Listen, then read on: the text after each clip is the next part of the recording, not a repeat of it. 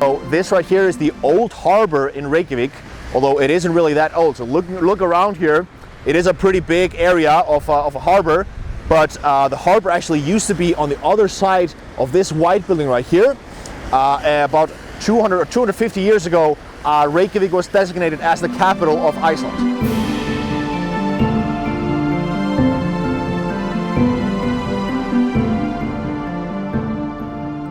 This is actually one of the oldest houses in Reykjavik that is still standing today. It was built in the middle of the 18th century, and when you're looking around here, you'll see some of the oldest houses as well. This right here is the first street that was built in Reykjavik, and one of the things that is pretty noticeable is that these houses are in really good condition. So you see the red house right here, the brown building, the green house right there. These are the three oldest houses still standing in Reykjavik, and there's a black building right there that's actually the oldest house.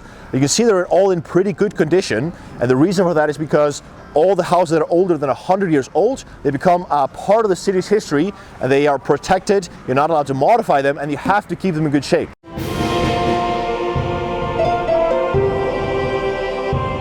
This stone building is, of course, our Parliament House. So this is where our 63 democratically voted representative government works. This is where they, make all of our laws and do all of the scandals. Now, the Parliament hasn't actually always been here. It was founded in the year 930 in Þingvellir, the national park where you can see the tectonic plates meet. Þingvellir actually means the parliamentary field, and it was founded there in the year 930, over 1,000 years ago.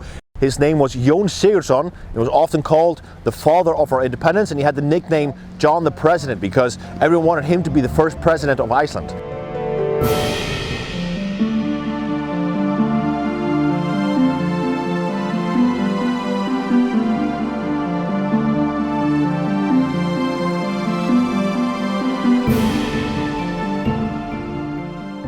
This beautiful church right here is called Hallgrímskirkja, but you might be better off just calling it the big church.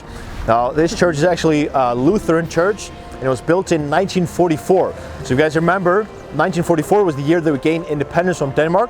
So it was the first independent construction project that we took on, and it's quite interesting architecturally wise, because I recommend you guys go visit it, because if a steel solid concrete structure has some amazing acoustics inside of it. So going inside, there's a 27-ton organ, beautiful when they're playing it. Of course, if you're lucky enough to hear the choir, it's just an amazing experience to get there. So definitely recommend you guys go visit the church. The main attraction is, of course, to take the elevator to the top of the church to get a beautiful bird's eye view of the city.